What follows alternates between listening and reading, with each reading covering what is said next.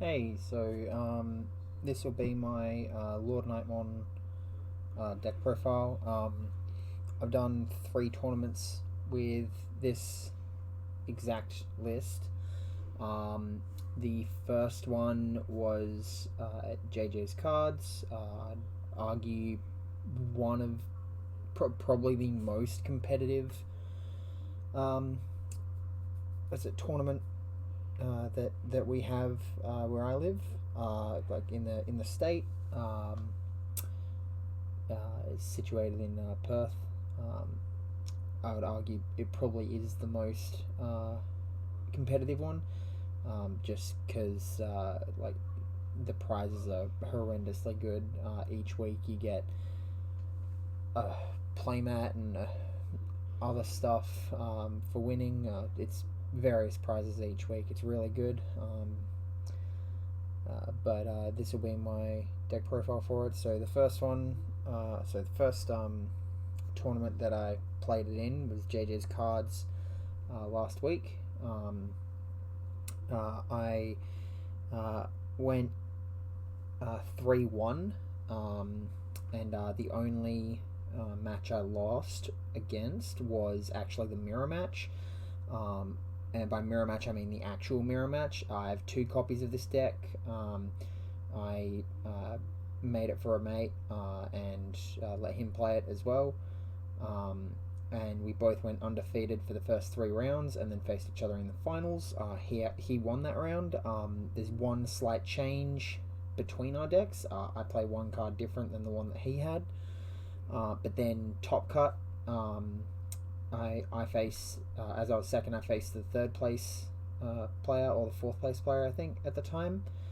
And won, and then I faced off against my mate who was playing the same deck again, and I won that match. So far it's like 50-50 shot against this particular version of the mirror.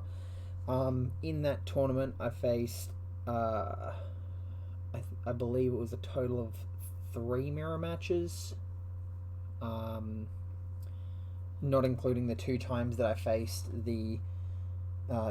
my friend who had the same deck. Just last on Monday, just gone, I played. I didn't face that many mirror matches, but I played against Green. I played against 1 mirror match, and round 1 I can't actually remember what my matchup was, but the only one that I struggled with was security control, which we ended up with a draw. The other guy said he would have won. However, I had a few answers to certain things that he could have done. I just feel like if we had have played it out, I probably maybe could have pulled it out, but unfortunately we went to time on that one, and got a draw. So I did pull out 1st place in that one because he had already gotten a draw that day. So I got 1st place in that one, and just now I've gotten back from another tournament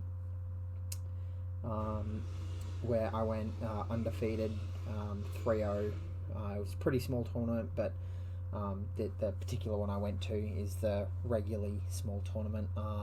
My matchups there were Rookie Rush, Green, and the mirror match again. And the Rookie Rush matchup I 2-0'd, the Green matchup I 2-1'd, and then the mirror match I 2-0'd. Just wanted to get out what my relative success rate with this is. It may seem like a pretty cut and dry list. I don't play many crazy techs that people are playing. Some people are playing like the promo Patamon. I don't play that in this. I just think that yes, it's good in that certain situation. However, in those situations, I'd prefer to go for other things just to get myself some sort of other advantage. I actually don't run that much recovery. Basically just 2 cards I have that recover, and we'll get into those in a second. Let's go over the eggs first.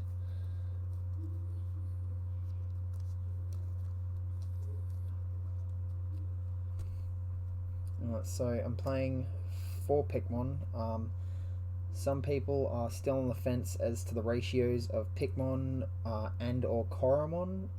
If you're going to run Koromon, I think Pikmon is kind of just the better play. When I first started looking at this deck, I didn't understand why people weren't running 4 Upa and then 1 Pikmon. But after playing the deck in testing, I immediately switched over to 4 Pikmon, and Pikmon just saves you in so many weird situations where you wouldn't necessarily be able to like swing for game. For example, like if your opponent has a one of the 1 cost blockers, the 5k blockers on board, you drop a Knightmon minus 4k, you already have something else on board, and the Pikmon does the extra 1k, and you killed it, and you're swinging for game then. Yeah, if you haven't faced Lord Knight, maybe you don't fully understand it. It is only 1k, and it doesn't seem like a lot, but it comes in clutch so many times where that 1k actually matters more than like anything else in the deck. And then the 1 Upa, some people play Koromon instead, and some people toss up. I've seen some people play like 3 Pikmon, 2 Koromon. I prefer the Upamon. Lord Knightmon has a tendency to use up a lot of resources really early on. If you're not in the mirror match, you are likely going to bring it out to some degree. Start swinging, start playing cards, start gaining board advantage, but in that, you're not necessarily gaining card advantage, and that's one of the big issues I actually have with this deck is you go big, but if your opponent comes back, there's not an amazing sense that you can usually come back from your opponent coming back.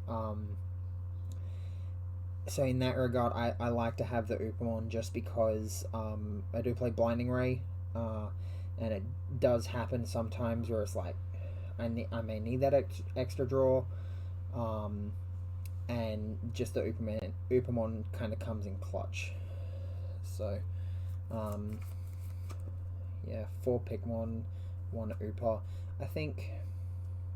I don't think I would ever in this deck. I don't think I would change this. The Pikmon just comes in so handy, and the Upamon is just sort of that clutch card where it's like, oh, I just got the draw that I needed at that time where I couldn't have gotten a draw any other way. But Pikmon definitely is the most clutch card in the deck, I would say, other than maybe Starmons. Now for the main deck, going to go through it stage by stage. First off, 4 Pulsemon. People are... I don't know how to describe it. Some people just don't realize how good this card can be. If you remember back in like set if you remember back in set 1 and even 1.5 format, I guess, to like Blue Omni, if you don't have a way to break it to leave your opponent at 1 and you have a Pulsemon in hand, you Pulsemon, even if you set them to 3, you're still getting that card advantage. And even just putting that body on board, I had a game tonight. I had a game against Green, where I'd cleared his security. He'd put on a bunch of blockers, and he left me at 4 memory, and I had 2 security, which means this was essentially a 2 cost, because I gained the 2 memory. He didn't have a Terriermon out, luckily. But I just went Pulsemon, because I hadn't used them earlier, and it was just a 2 cost. Sure, you could play a 2 cost, but then you're losing out on the effective draw, especially when you can play it off of the Lord Knightmon. But just being able to like almost, in a sense, rookie rush your opponent for game essentially, and if they just can't answer it, then they just lose, is insane. And being able to play this as a 2-cost and get a draw, and then Digivolve on top of it straight away is one of those things where it's like, I just spent 3 memory and I got out a blocker and I drew an extra card. I think people sleep on this card too much. I do think you could say cut one of these out. I was considering it, cutting one out and adding in a promo Patamon. But I have elected just to stay with the 4 Pulse. I feel it's more consistent because it does net you that draw. There have been times where on turn 1 I've drawn like a Starmons and a Pulsemon, but no other way to go up. I haven't gotten a level 4, I haven't gotten a TK or anything, and so I just Digivolve the Starmons and drop the Pulsemon, get the draw, and just sort of try and get the card advantage going with the Pulse. The next card in the deck, the Starmons. If you've ever played against this deck, you know how annoying this card is. If you just have a Lord Knight on field, right, and you swing with Lord Knight and you drop a Knightmon, okay, that's 4k, and then you hard play the Sarmons from hand, that's another 3k, that's 7k that you've deleted. That's majority of Green's level 5s. I think it's all of the main level 5s that they're playing right now, okay? And then you can drop an additional Starmons on top of that to make it 11k and kill some Megas, which is kind of insane.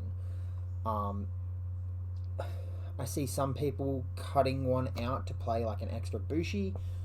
I think that the board control is more required in this deck than the immediate swings with Bushi, especially because there are times when you'll brick and you'll just have rookies, which to some people isn't a brick, but I've had it times where I've opened up and I've had 2 Starmons and a Pulsemon or a Bushi, and in that case you just Digivolve the Starmons, draw, and then drop the Starmons,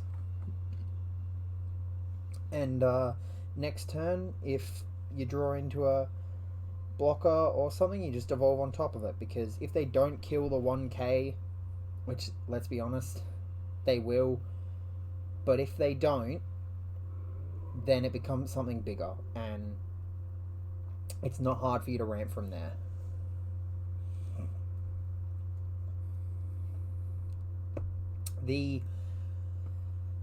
I'd say probably it definitely, it is definitely the 3rd best rookie. I've kind of done this in order of how good it is, but just being able to swing for game with Bushi, and I do want to kind of play another one, but I don't want to open up my opening hand and see multiple of this, because then that's just a brick where I don't want to be dropping a 5 cost. People forget that you can just evolve this guy. If you open him up and he's your only rookie, just evolve him. You're going to get more advantage off of getting that draw anyway. I don't know. I don't know why people wouldn't play at least 3. I do want to find space for a 4th, but it's really hard to find space for a 4th in this deck, in my build at least.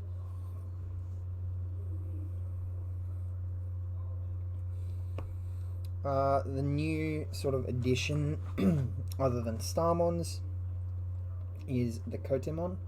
Now, Kotemon,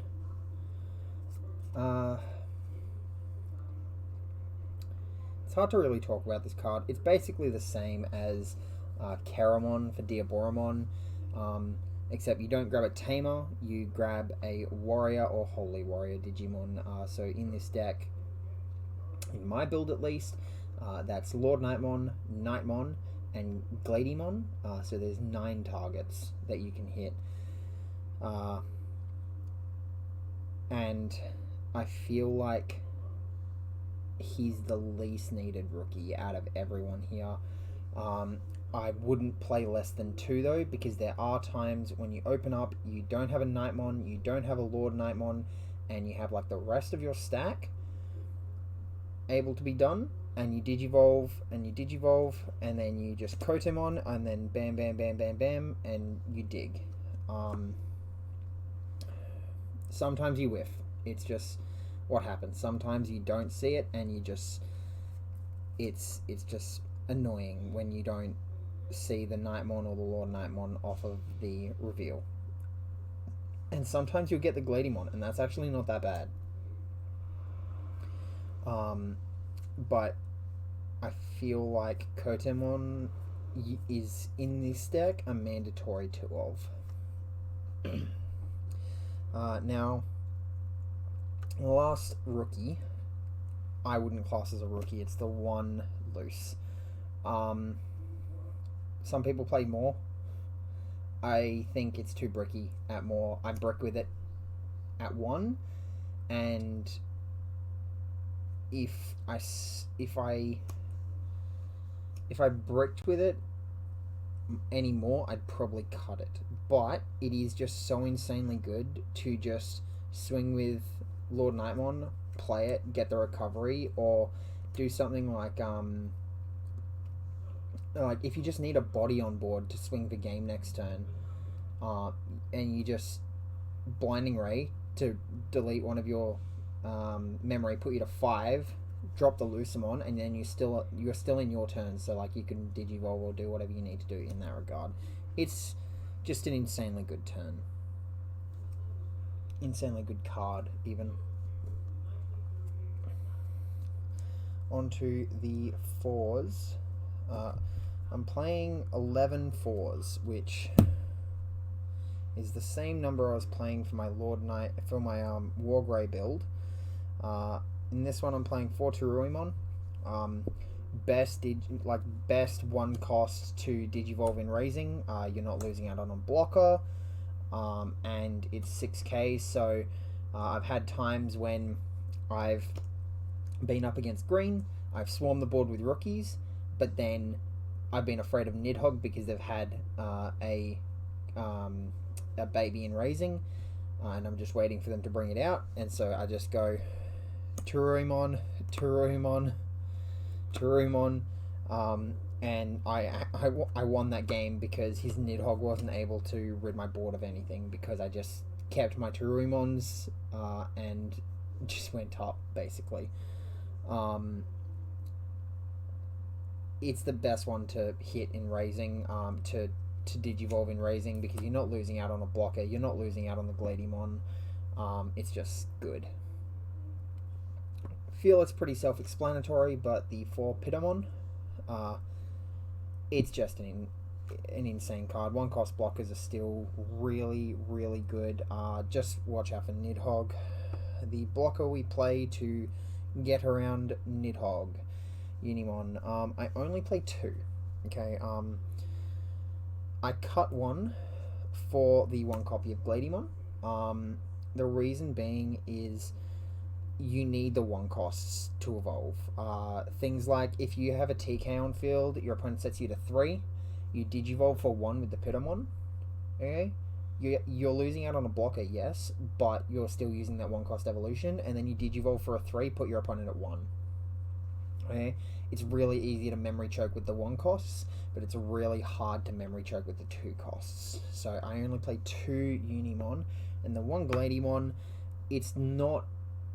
You're not going to hit it enough, like you're not going to hit things in your security enough that it warrants playing more.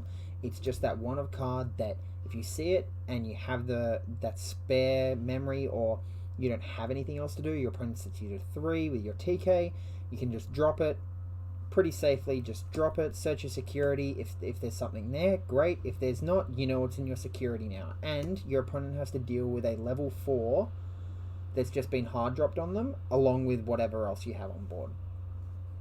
You can also grab this off of the Kotemon and play this with the Lord Knightmon, which is also kind of insane.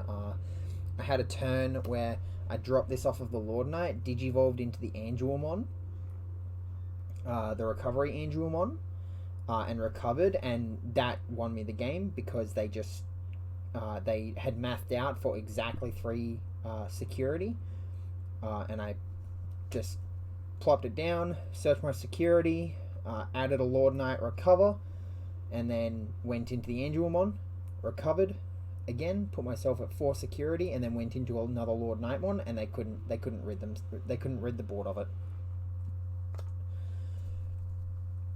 The level 5s. Now I think I'd say the level 5s are the things that have changed the most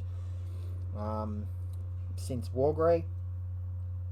Just the you still play most of the old sort of level 5s and whatnot, but I do feel like the new edition of Knightmon is the best addition to this deck. I will say I am very keen for set 6. We get that when digivolving level 5, when digivolving, you can trash the top card of your security and minus 5,000 off of one of your opponent's Digimon. Same stat line, 7k to hard drop.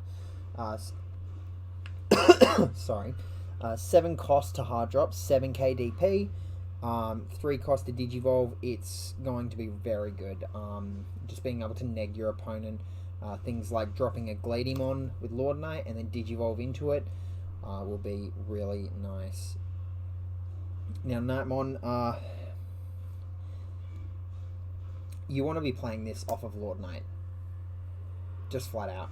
You don't want to be hard casting this, but there are times when your opponent sets you to 3 and you look at their field and you can just tell that if you hit that one thing on the board, even if you set them to 4, they're not coming back from it. When you get to know the deck enough, there are times when you can just look at your opponent's board and say, yeah, if I do this now, they can't do anything. And that being a 7 cost, I think is insane. I think if it was an 8 cost, it'd be a lot less worth it. But it being a 7 cost, I feel is absolutely insane. The minus 4k is just so good, and being able to go Knightmon, minus 4k / Angemon on top, minus 8k, kill a 12k Mega is... I can't even describe it. It's really just way too good. Now, the other 5s we play. Angelmon. This used to be almost a mandatory 4 of in Wargrey, but now, because of the addition of Lord Knight, where you play your level 3s or your Knightmons, or your Gladymon, this is a lot less used, just because this card is only online when you get down to 3 security. But getting down to 3 security can sometimes really put you in a bad position, because a lot of decks this format really have the ability to just push for damage out of nowhere. Shoutmon, for example, even like Hexablow can really push, where you get down to 3, if they have something on board, they just Hexablow, attack, do 2 checks with Crispay Ildramon, and then just Blitz Omni and it's game. This card is a lot slower, and you need more setup. And the other reason why I only play 2, I'd probably play 3 if there was some way to draw more cards. But like I was saying earlier, you find that sometimes when you're playing this deck, you will overextend, and you will run out of cards to do things with. You just need to be really wary of what resources you're putting where and how many cards you're drawing off of it, because there have been times when I've gone from an 11 card hand down to like a 3-4 card hand, just because I swung with Lord Knight, played 2 cards off of it, digivolved or hard played something else, and then like next turn did the exact same thing, did it like 3 turns in a row, but my opponent kept having answers. Like green is really good at coming back and just having answers. Being able to Nidhogg from 1 memory is absolutely insane, and their ability to just keep going essentially is just crazy. And so you really need to be careful of how many resources you're expending when playing this card. the other level 5s. So the War Growl, not as useful obviously now that Knightmon can be played from hand, but there are times when you'll build to it in raising. And you'll have your TK on the field. You'll be set to 3. You'll bring it out, Digiburst, Digivolve into LordKnightmon, swing, play a Knightmon. That's another 4k, so you've got an 8k off the board. Drop a slash, you've just gotten another 8k. You've done 16k. It really helps that sort of style. And the extra 1k DP actually really helps. I had a mirror match tonight. The mirror match that I had tonight, he bricked, and so he hard played the Knightmon turn 1. I didn't have an answer in hand, so I went up to the War Growl. Once I was in the War Growl, I went into the LordKnightmon, passed over turn.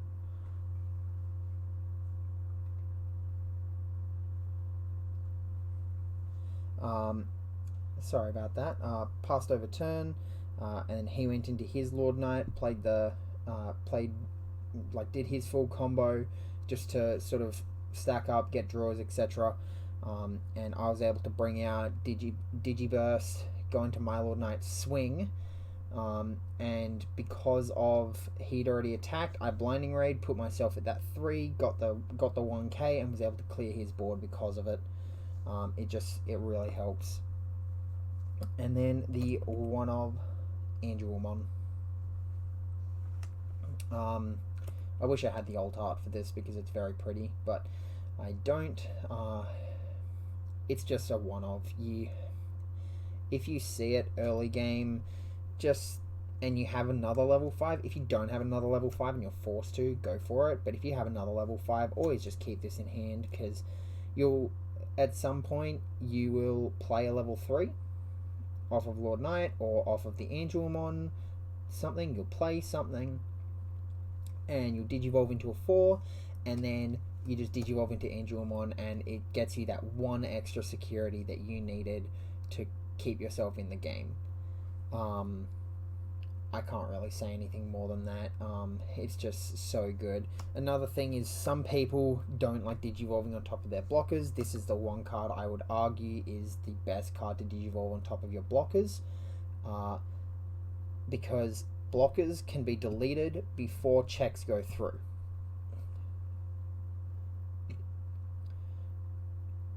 Security is a lot harder to remove than blockers. Blockers are very easy to remove in this current meta. Okay. Blockers, 5k blockers especially, is a Knightmon and a Pikmon, and it's just done. They're gone. And a 6k blocker is a Knightmon and a Pikmon, and then they hard drop a Starmons, or if it's really that much of an issue, they don't even target it with the Knightmon, and they just go straight into the slash Angemon off of the Knightmon, and they use the 4k of the Knightmon on something else. If you digivolve to one of your blockers and you don't want to get rid of it, just go into Angelmon, because then you're at a 5, you're threatening your opponent out, where they either have to out this, usually they have to out a Lord Knight and this, and if they don't out both of them, if they choose to just out this, you still have your Lord Knight. But if they choose to out the Lord Knight, then you still have a potential Lord Knight, and you just go off again. Same thing, just keep going. But blockers are easier to out than security. That's what it boils down to. Yeah.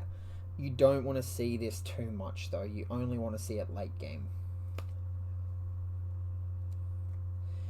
Now, the boy that we've been talking about this whole time, Lord Knight, I would argue the best level 6 in this meta. I can't think of one that actually tops it. Being able to just swing and play a level 5, first of all, is stupid insane. Being able to swing, play a level 5 that then on play deletes, well, reduces DP, but let's be honest, it deletes something. Or play a level 3 and get all of your level 3 effects. Play the Bushiagumon for the recovery.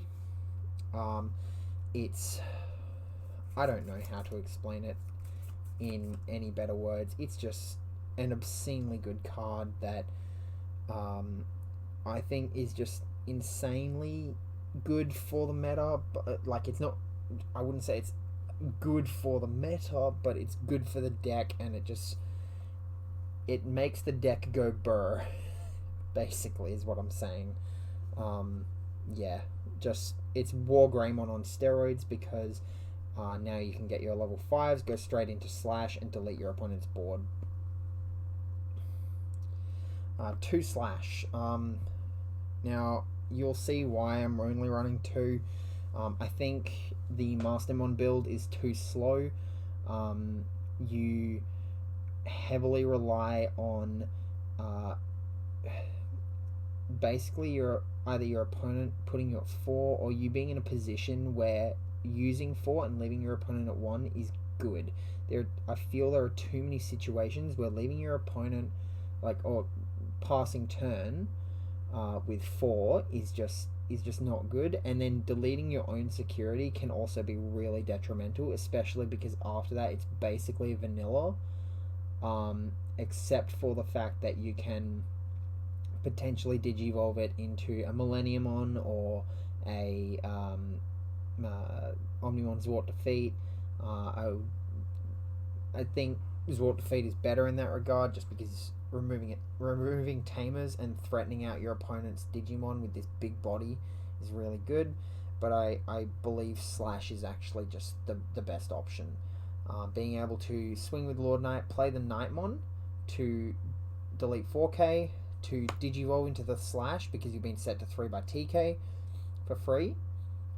Basically, put you at 0, minus 8k, that's 12k, and then you just Valdearm on top of the Slash to give it that extra basic DP boost, and neg for your entire turn, neg 26,000 on potentially 4 separate Digimon is way too good. But there is one other tech that I am playing, and that's the one of War Greymon. This card messes up your opponent's maths. It really does. They'll look at the Lord Knight, they'll look at the Knightmon, okay? Right? So, sometimes you will not digivolve the Knightmon.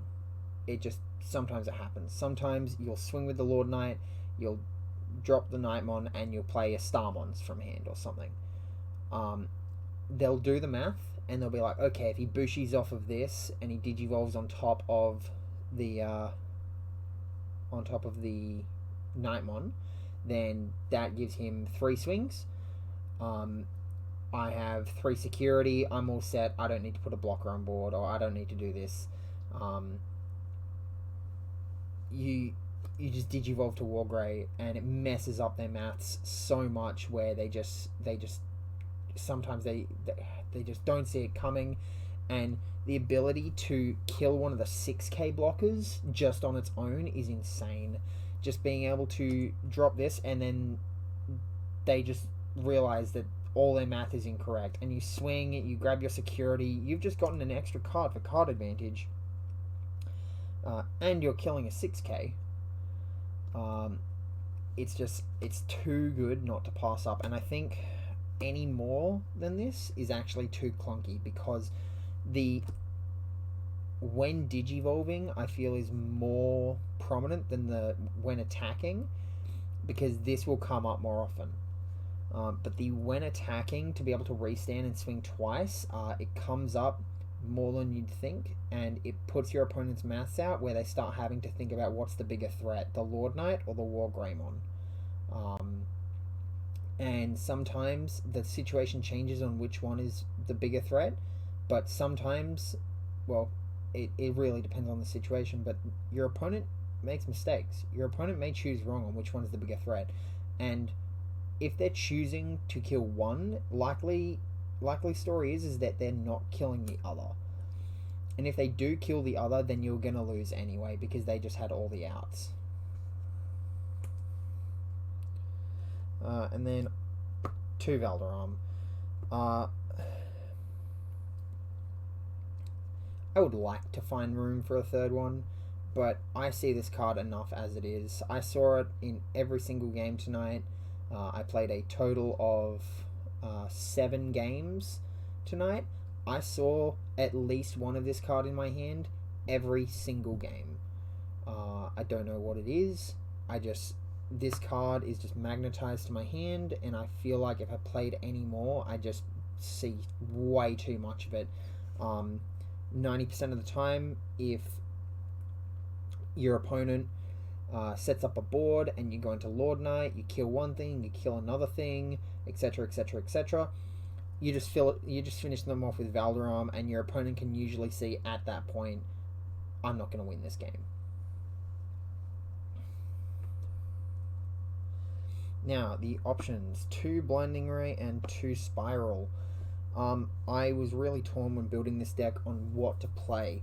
I think Blinding Ray still has applications of things like Blinding Ray Bushi, things like Blinding Ray just to get, like early on in the game, when your opponent's memory choking you at 1 and you don't have your TK on the field.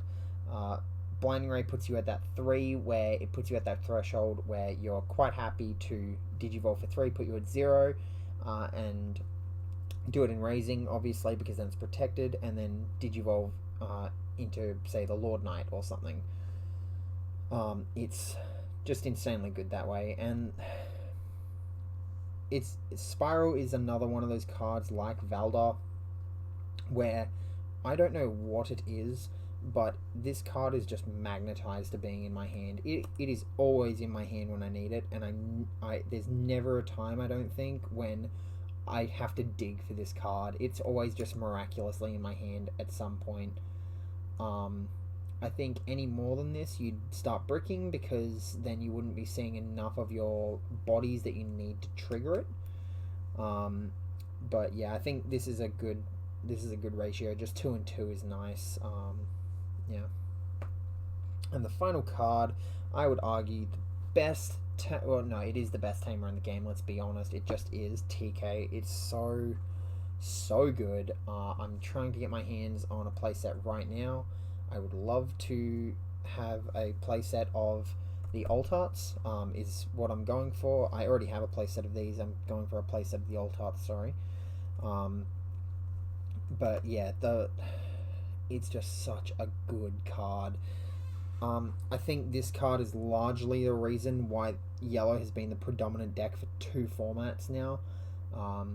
Wargrain set 4, Lord Knight in set 5, and let's be honest, Shine in set 1.5. I believe TK is almost solely responsible for that, purely because just being able to play him, we have a saying at the tournaments I go to of, if a yellow player is complaining about bricking and they play TK, they don't know how to play yellow, because TK is the unbrick card. If you brick with like 2 megas and 2 ultis or something, and a TK, you just play the TK, because now you're getting set to 3. So even if you only have the ultis, let's say, your ultis cost you 6, 8, so you're getting them to 5, 7.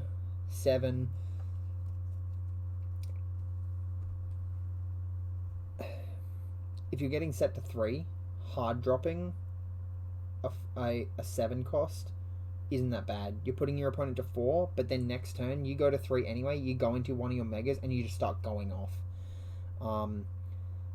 Not only that, but allowing you to basically look through and grab any card you want. Unlike things like Kotemon that have restrictions, you can grab any card you want. You can even grab the Valderam if you want. I would advise against it, but you can grab literally any card you want to unbrick your hand and make it good. Missing a rookie? TK, grab a rookie if one's there.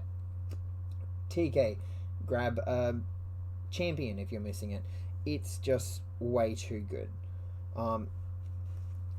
Now, people who torn this format on going first or second.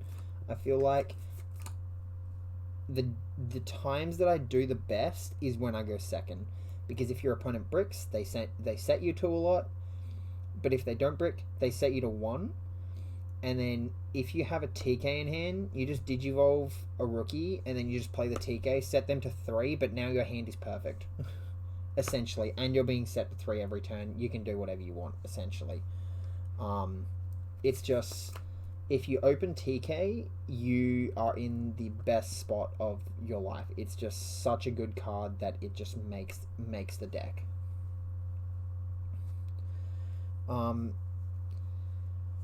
Pretty standard list, I'd say.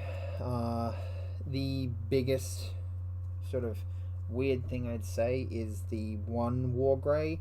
Usually Wargrey builds have like they have a dedicated 3 Wargreymons. So they'll usually play like 4 LordKnightmons and 3 Wargreymons. I think this is nice as a side piece. I've explained my reasoning why, but Lord Knight is just such an insane card and deck overall. And I think this is a nice complement to it, along with Slash and obviously the Knightmons for playing off of that. I do want to say I'm sorry for the very shaky nature of my setup. My webcam is just perched on top of a deck box, just because the way it's set up, I can't really have it down like this a lot. Yeah. Anyway, I hope to post a few more deck lists in the future. If anyone wants a written version, just put it in the comments and I'll get back to you about it.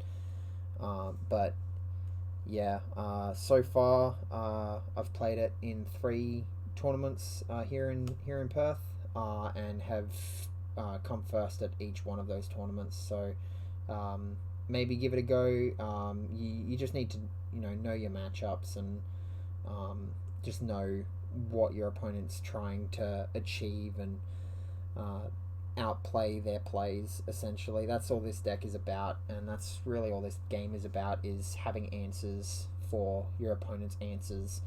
And I think this deck does that the best in the format. Thanks.